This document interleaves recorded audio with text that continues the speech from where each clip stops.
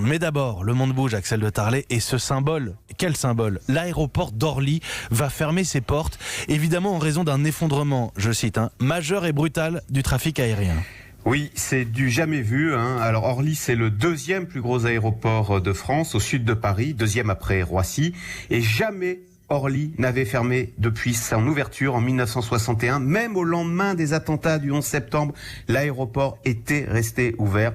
Donc oui, c'est un symbole terrible. Hier, j'avais au téléphone le personnel, les dirigeants d'Orly, et il y avait de l'émotion parce que l'aérien, c'est un secteur de passionnés. Et un aéroport vide, un aéroport qu'on doit fermer, c'est traumatisant, mais il n'y a pas le choix.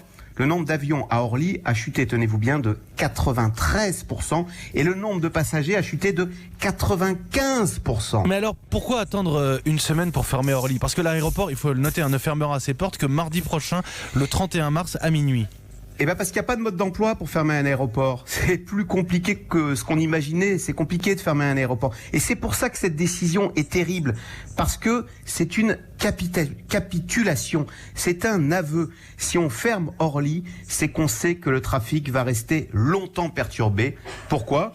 Eh bien parce que ce coronavirus fait le tour de la Terre. Il touche les pays, les continents les uns après les autres. Et donc, le trafic aérien va rester affecté pour encore plusieurs mois, jusqu'à la fin de l'été. Donc à partir de la semaine prochaine, tous les vols seront déroutés vers Roissy ?